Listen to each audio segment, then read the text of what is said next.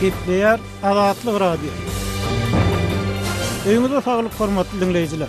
Pragada studiýada Ketipdäniň jemi bilen men ýogşan anagurwa. Bu hepde Azatlygyň esas temalar şol sanyny websaýtymyzda iň köp okulan makallar türkmen zagran pasportlarynyň möhletiniň 1 ýyla çenlik kemeldilýägi. Berdimuhammedowyň ogluny estafeta nowatyny gowşurma barada boldy. Azatlygyň çeşmesiniň türkmen türmesinde ýeten Konstantin Şeýhmuradow Garabagozda görenli barada geň habar hem köp okulanlaryň biri boldy. Bu hepde iň köp dinlenen gepleşiklerimiziň başyny Berdimuhammedowyň lewapda awtomobil ýarşyna badalga bermek hemde aeroport açma baradaky gepleşik çekýär. Türkmen migrant ýanyny awtologdan zyňy öldürmekde aýplanýanlaryň tutsak edilmegi. Gara hemde goýy renkli awtologlar boýunça çäklendirmeleriň dowam etme baradaky gepleşiklerimiz hem köp dinlendi. Bu hepde iň köp görülen video reportajlarymyzyň başyny kepe uğrunaky dagwaly nowatlary atly video çekýär.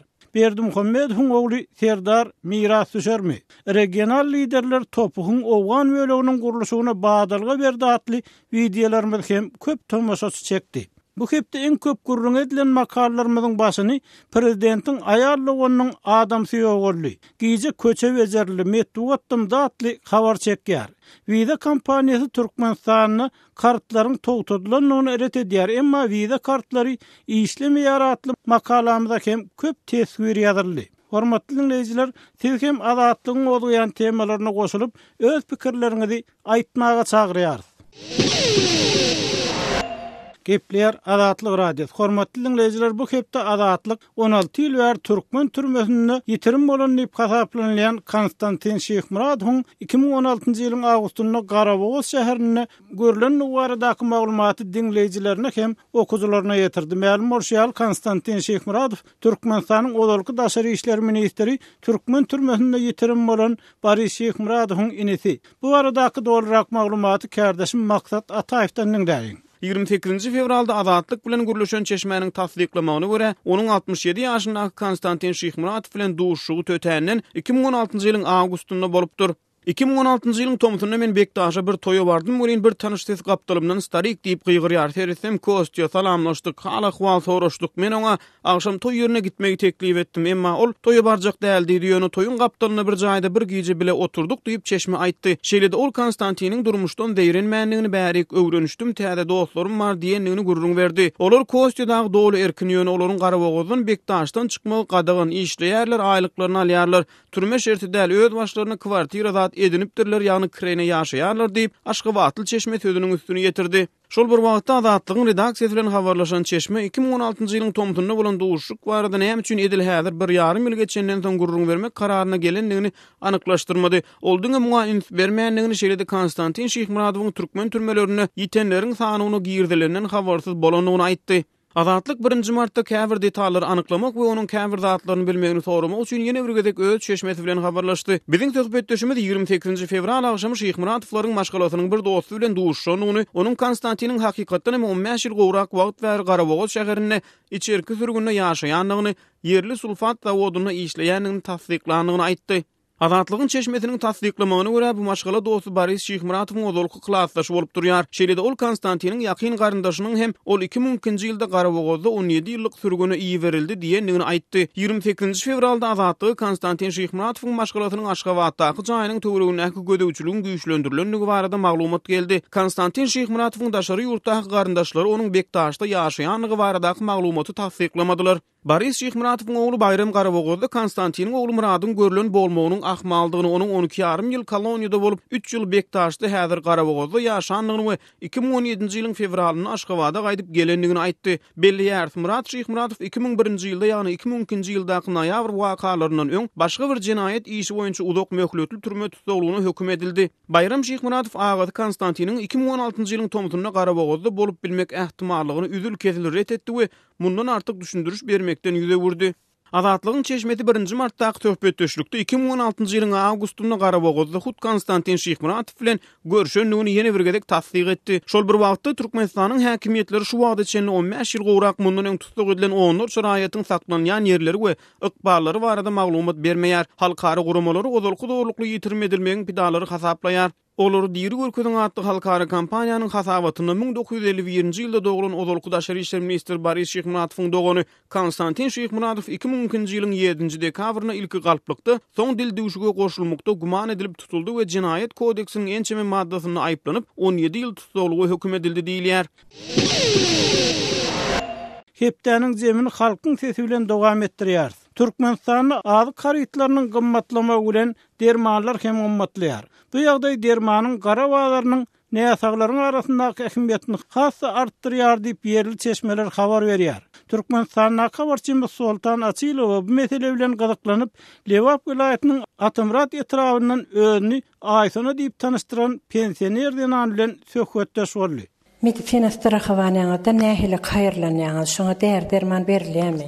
Berýän dermanlar möhleti, geç berýän zatlar berýär. Hasahanalarda ýatsaň ýarym baha bolýar diýmeseň, kurortlara gitseň ýarym baha, başga peýdasyny bilemler. Özüňde gerek bolaýan dermany, mysal üçin bir ýarawsızlyk tapsaň, özüňde gerek bolan dermany şol resept ýazyp berýärmi? Ýeňillikli bahadan resept berýärmi? Aňyry aptekalardan sorak görýär, baha bolsa berýär. Olar edil aňsat bar zadan bar gymmat derman bolsa bar diýeni şu arada biziň goňşymyzyň nemesinde bir derman ýazyp berdi. Semen Lukmanymyz ýok diýdi. Barsa ýok diýär, barsa ýok diýär. Aslynda bar eken ol. Soň bir tanyşyny alyp barsa beripdir. Plana goýulan derman diýip berip. Şoňa bar adam ýok diýär, gerekli adam. Gerekli dermanyny almana ilatyň güýji ýetdi. Gitmese öýde derman satýanlar köp ýazdyryp alýas. Garzyny alýas-da, kesel seniň baryňa ýoňa seretmeýär. Nähili döwüm bolsa almaly, goňşydan pul almaly da bejertmeli ahir. Elde derman satýanlaryň dermany hökümetiň dermanhanalaryndan arzarrak düşýär. Arzarrak ýene. Hökümetden arzarrak. Olara satmany ruhsat berýärlermi ýa ogryn satýarlar? Bize ogryn satýarlar. Şol ýöne milisiýelerin bilýändir, gaýsy biri bilmeýän. Bir ömür bazarda derman satsaň milisiýaňa derman işi düşýär ahir. Indi bilmedim onçasyna. Milisiýa da hakyny alýandyr ýa. Bir belas bardyr, toşuny bilemek ýöne. Hormatly dinleýijiler, Lewaply Aýsana bilen söhbetdeşligimizi dinlediňiz. Adatlyk radiosi 65 ýaşady. Hepdäniň zemini ýazy Hudaýberdi haly bilen söhbetdeşlik esasynda dowam etdirýär. Hudaýberdi haly hem Türkmenistan garysy bolandan soň Adatlyk radiosynda gelip goşulanlaryň biri. Olaly Hudaýberdiňe Adatlyk radiosi siziň dünýäni görüşiňizde, umumyň hakykaty görüşiňizde nähili üýtgeşiklik töretdi. Şu bardak pikiriňizi paýlaşsaňyz. Olaly bilen şu Adatlyk radiosi informasiýa, maglumat berýän çeşme hökmünde bir döwürden men ýadymda kolhoz işleýärdim, barıp şol Hruşşow ýyllarynda barıp maýyrganlyk ýyllary şonu gurrun edýärdiler şeýde radio bar diýip. Ýöne men onu eşitmedim. Soň bilen uniwersitete geldim.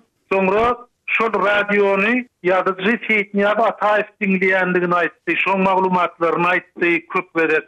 Şoň bilen birlikde de ahyry Seyitniyaz Ataýew radiony bir tanqid etdi. Bu 80-nji ýyllarda boldy. 80-nji ýylda Moskwada Olimpiya oýunlary geçdi, 20-nji Olimpiya oýunlary geçdi. Bütün dünýä kapital günwatar döwletleri Moskwanyň Olimpiya oýunlaryny boykot etdiler. Awganistanyň uruş üçin. Şoň bilen birlikde şol oýuny Türkmenistanyň sportsmen gatnaşmady. Sebäbi Türkmenistanyň beden terbiýe instituty ýokdy, sporta beýle bir üns berilmeýärdi. Ine şol mesele adatlykda tanqid edilenden soň Türkmenistanyň kommunistleri adatlygy öz düşmany saýdylar, şondan soň adatlygy tanqid edip başladylar. Ine şu döwürde men aňyma girdi, hakydama girdi. Radionyň türkmen halkyna ilkinji eden uly işi Türkmenistanyň beden terbiýe instituty açyldy. Şol Moskwa olimpiadasynyň soň, şol tanqidlerden soň şol institut döredildi. Şondan soň Türkmenistan bilen adatlygyň gatnaşyklary ýygyjymdan başlady. Sebäbi adatlyk işleýänleri tanqid etdiler. Şol tanqidem reklam hökmünde bütün milletiň aňyny adatlygy oýurup başlady. Ine şol oýunuş meni adatlyga ülsürmäge mecbur etdi. Inni Hudaýberdi bagşla sözüň ölen. Inni siz ýaly adamlaryň şu adatlyk bilen hyzmatdaşlyk etmek elbetde adatlygyň il içindäki meşhurlugynyň ýene artmagyna alyp geldiğini Türkmenistanyň Amanrat Bugaýewiň ýa ondan öň Rahim Esenowiň beýleki ýazgylaryň beýleki dörejilik wekilleriniň raýat aktivistleriniň çykyşlary umumyň adatlygyň şu halkyň yüreğine azatlary halka gaýtaryp bermek uğruna tagalla edýändigini görkezdi. Indi şoň bilen birlikde siziň öz aňyzda, öz görüşiňizde dünýä nähili ýetgeşiklik töretdi şu adatlyk bilen hyzmatdaşlyk. Adatlyk bilen hyzmatdaşlyk maňa informasiýany daşary çykarmaga ýol hökmünde göründi, bir çıra hökmünde.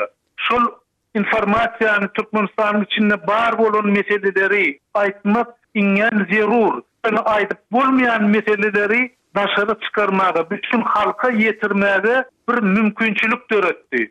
Şol mümkinçilikden biz peýdalandyk. Şol mümkinçilik arkaly biz öz halkymyzy, öz problemlarymyzy bilip başladyk. Ýurt içinde bolup geçýän ýagdaýlary aňyp başladyk. Meselem, garaşsyzlygyň başky ýyllaryna atuw jazasy bardy. 1 kilogram neşe maddasyny geçiren adam, serhetden geçiren adam atuw jazasyna hökm edilýärdi kanun boýunça. Şoň bilen birlikde bir ýylyň özünde 100 olay adam atuw jazasyna hökm edildi. Olaryň aglabı aýal maşgalalar. Şular ýaly iňen möhüm meseleleri biz adatlygyň üstünden aňdyk. Adatlyk bize öz ýagdaýymyzyň, içki ýagdaýymyzyň nähilidigini görkezip başlady. Ine şol zerurluk biz üçin gaty möhüm boldy. Ýagny bu siziň öz aňyzda, öz dünýä garaýşyňyzda da bir öwürlüşik prosesy bolup durdy. Elbette şol meseleleri aýtmaly diýden zerurluk töredi. Şol üýtgeşiklik boldy. Meselem Amderiýadan ýolawçy gatnaýan bir parom suwa gidipdir. Onda da bir näçe adam ölýär. Şol ölenleriň meýitlerini gözläp başladylar. Käbirini tapdylar, bir näçesini tapmadylar.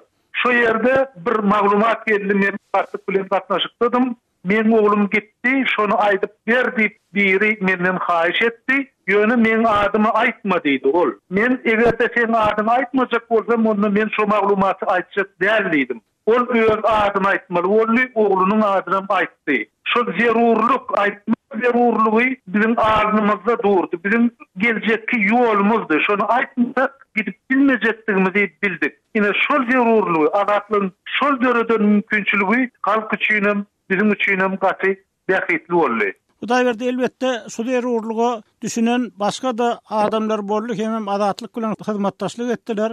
Ýöne adatlyk bilen hyzmatdaşlyk edenler hem işe iýdarlandy. Şol iýdarlanmalary barady. Mundan 10 ýyl öňkü ýagdaýa nazar salyp, aramyzdan ýergiden kärdeşimiz Nazar Hudaýberdiňiň şu mesele bardy taýýarlan gepleşiginden bir bölegi dinleýijiler eşitdireli hem özümiz dinlädi. Bular. Lewaptaqa barçymyz Osman Haliýewiň Azada adyndaky Dünýä Dilleri Institutunyň Arap dili fakultetini okuyan ogly Umyt Haliýewi 20-nji ýylda geçen hepdäniň 5-nji güni 3-nji egzamenden ýykypdyrlar. 5 wagt namazyny sypdyrmaýan zehinli studente 3-nji egzameni ikilik goýmaga ýokardan mejbur edilen mugallim wajdannyň hem birwaryň öňünde özüni ýazykly duýanlygyny aýdypdyr. Eger tawşyrygy ýerine ýetirmese işini yitirjegi, maşgalasynyň eklenişde galjagi iki uçsuz. Adatlyk radiosy bilen hyzmatdaşlyk edýän adamlaryň çağalaryndan aralanyşy dogrusyny ýene bir misal. Nevitdagly grajdan aktivisti Gurban Nurly Durdukuliýewiň 10 ýaşly ogly Amany çölüdäki çağalaryň Tomuzky diýinjalyş lagerinden 4-nji gündiýlerini öýüne Nevitdaga getiripdirler.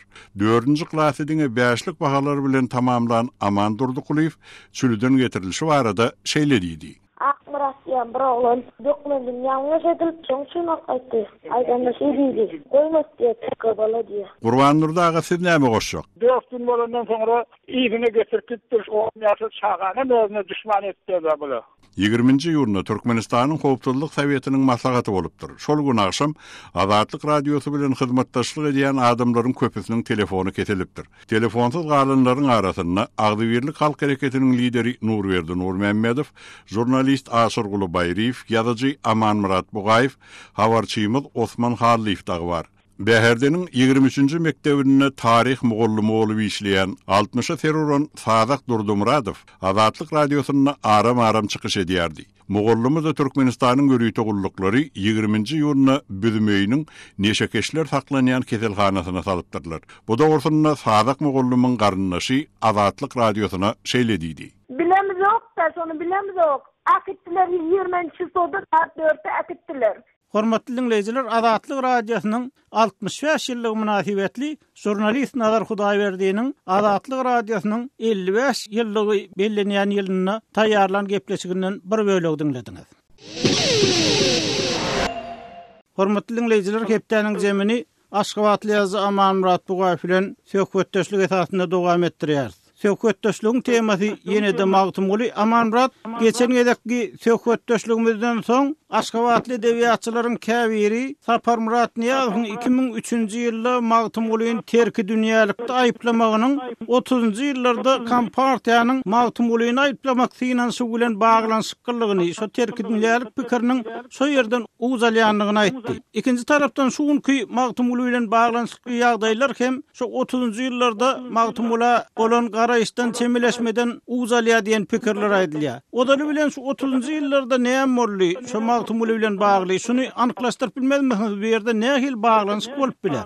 Başdyny ýokşun, odaly bilen şu aýdylýan pikirin dogry, rast pikirdigini turwaşdan tasdik edeyim. Bolup geçen ýagdaý şeýle, geçen asyryň 20-nji ýyllarynyň 2-nji ýarymyna, 30-njy ýyllaryna bolşewikler yer suw reformasy, kollektivizasiýa, medeni rewolýusiýa diýerlerini amal etmekde uly şowsuzlygy süreýär. Bolşewikler milletiň urf adatyny, däp desturuny, ters gelýän ideologiýasyny üýtgetmäge, bolmanyny adatydan bolsa düzüşdirmäge siyasi gaýrat tapmaýa, oňa derek ähli wagtda milleti onuň magtymly ýary köňülleriň kowlaýagyny öwürlen beýik oğullaryny garadorly ýagny günäkär etmäge finansiýalaryny anyk mysal 1931-nji ýylyň sentýabr aýynda Türkmenistan Kommunist Bolşewikler Partiýasynyň Merkel komitetiniň plenum bolýar. Plenumda Merkel komitetiniň birinji sekretary Yakov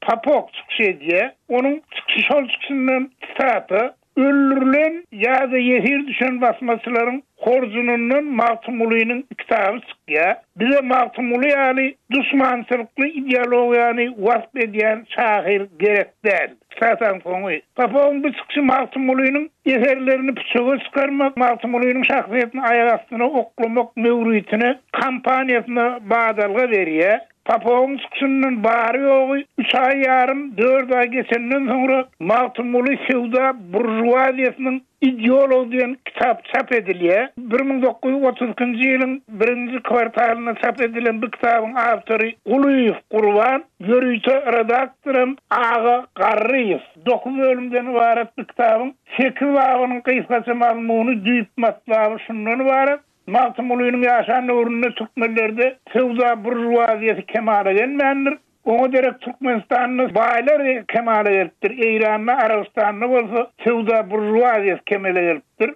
Olar adamlaryň üstünden höküm süripdir. Awtor şahyryň şol jemgyýetdäki ornuny şeýle kesipleýär. Staty magtymly sewda baýlarynyň ideologiýasyny öňe tartan bir wagyn nesihatçydyr. Kitabym 45-nji sahypasy. Şu 9 bölümden ibaret kitabym 8 bölümünden şu magtymlygyny dine daýanyp sewda burjuwaziýasyny gollamakda magtymla aýyp bildirilýär. Aman Murat, bagyşla sözüňi böleýin. Gurban Guliýewiň kitaby hakynda öň uniwersitetde sapak beren mowlumlar hem professorlar hem maglumat beripdi. Umumyň bu fakat bilinýän ýagdaý. Emma Niýazowyň magtymly terki dünýä bolupdyr diýen pikiri bilen şu 30-njy ýyllarda magtymly edilen hüjümüň nähili baglanyşy bar. Ýöne şu soraga jogap bermegizden öň gelin Sapar Murat Niýazowyň magtymlygyny terki dünýälykde aýplap aýdan sözlerini bilelikde dinläliň. Nemçik magtymly 50 ýaşyndan soň bugün çöpünlük bilen teredipdir muňa. O taýda esaslar, federasyonyň bersen, magtymly taýda sopçuluk kabul edýär. Sopçuluk kabul edýär. Sopçuluk özüniň bir felsefesi bar. Terki dünýälik. Şonu düşündirseniz berre bolýar. Adam, sen dünýä mikman, däşmeýelin, işleme. Allah berendesi bilen ýazajak bol, baýajak bolma.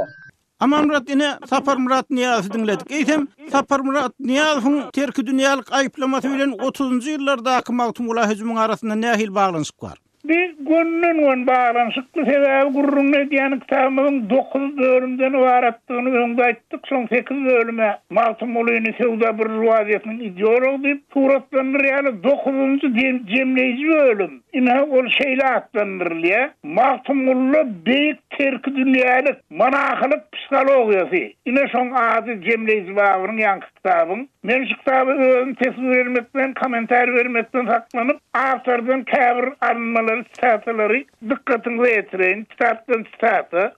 Magtum Uly ýöne bir dinsi däl. Ol ultra dinsidir. Onuň näse derejede dinsi bolanlygynyň şeklini çyzmagy meniň galamym küçük. Ol din üçin ýetiren mes bolan hally dünýäniň ýaşy ýamanyndan geçen dünýäni bir aşkda görmeýär. Aşk beýlede dursun, ol dünýäni düşman hasap edýär. Ýene bir stata. Magtum Uly şunuň bilen näme diýmekçi bolýar? Jogaby apasyk, ol dünýä puspanydyr. Ýeke o dünýäniň baky dünýäniň gamyny mendir. Şolar ýaly adamy manah galanlar diýerler. Magtum Uly terki dünýälik duýgusy gaty güýçli bolan, ýene de bir stata terki dünýälik bütün wagt inkar edýär diýerler. Bu asla dogry däl. Magtum Uly Allah'ny inkar etmeýär. Magtum Ulynyň terki dünýäligi Sewda baýlarynyň ideologiýasyny inkar etmeýär. Ine şeýle manyda gidip oturan zatlar şol bagtly näseler Magtum Ulyň goşgularynyň bir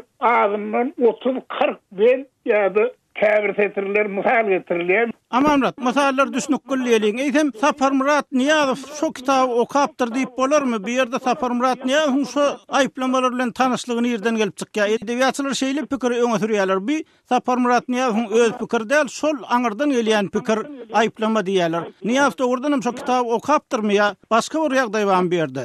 Yok. Şu Niýazow ol kitaby men görünmürem diýip çak edem okýany. Niýazowyň öz agyndan eşden bir gurrun maýda Niýazowyň partiýanyň 1988-nji ýylda geçirilen 19-njy partiýa konferensiýasynda men kommunistler adym etdi diýip çarwaýlyk edýänini kulak asmalyň. Niýazow bilen iki çak gurrun doşlukda ol özüni siyasi arenaga çykarmakda. Niýazowyň partiýanyň merkez komitetinde, ondan sonra Aşgabat şäher komitetinde işleýän Nuri Çary Süýünüç Garryýewiň kömegi bilen ýokargy alanlygyny Moskwa işegdeligini, sonra ministrler kabinetine başlyk bolup gelsin, birinji sekreter bolsun. İki çak gurrun doşlugymyzda gaçkan edip gurrun beripdi. Bu gurrun ýönüne iştaýda bellemeler ýanky aglayan kitabymyň Magtum Uly Sewda burjuwaziýasynyň ideologdur diýip aglayan kitabymyň ýürüýte redaktory Ağa Garryýew. Ağa Garryýew bolsa ýanky bir gurrun edýän Çary Süýünç Garryýewiň agasy, ol Ağa Garryýew 30-njy ýyllardır ýöneki ilmi işler ýa belki neşriýatyň işler bolandyr.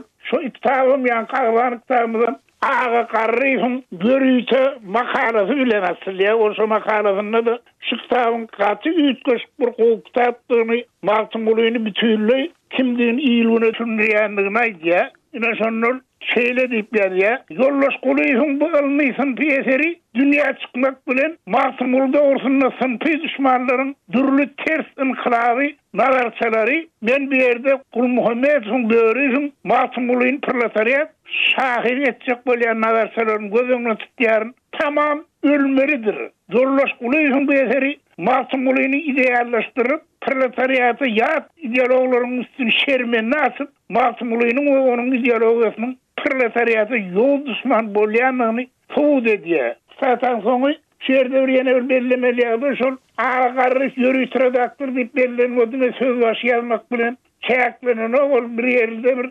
ahsy bir ýöwferlik etdi. Meselem Gurban Gulyýew ýöwferlese ýa-da pikirini ýüzleýärek beýan etdi. Şu kitabyň özünde ýürüýte redaktordan giýilýär. Nämen tekstiň içine, kitabyň tekstiniň içine hem-de Gulyýewiň aýtmadyklaryny ýa-da ýüzleýän zatlaryny täzeden hemmekşä düşünip bolar ýa-da düşündirýär. Özüm şol soňky jemleýici wagtda da ortaga bilen 10 ýerde dagy Gulyýewiň ýalan bölüminiň üstüne ýetirip şu Magtum Ulynyň terki dünýä bolanlygyny, oň bir Hudaý diýip ýaşap Hudaýyň ady bilen adamlar gorkup gelenligini Gurban Gulyýewden artykmys beýan etmese kim beýan eder onu? Niýazow şol Garryflaryň täsiri bilen jemgyýete gelen adam, şol Niýazyň dinlen pikirimizi aýdýan döwrüniň öňü ýarlarym Agarryf Türkmenistan Ilimler Akademiýasynyň vice-prezidentidi. Şeýler bilen Agarryf özüniň 30-njy ýyllarda pikirinden dämäldigini ýene birgede subut edip onu özleriniň hökümet başyna getiren, döwlet başyna getiren adamlarynyň dili bilen eýem 21-nji asyryň başynda da dowam etdiler. Hormatly dinleyijiler, bu Aşgabatly ýazgy Amanmurat Bugaýewiň pikiri. Eýtem, bu mesele oýunça sizden ähli pikir garaýşlar bar. Bide ýazyň, telefon ediň. Şunuň bilen hepdäniň zeminiň soňuna geldik. Azatlygyň tolkunlaryndan aýrylmaň.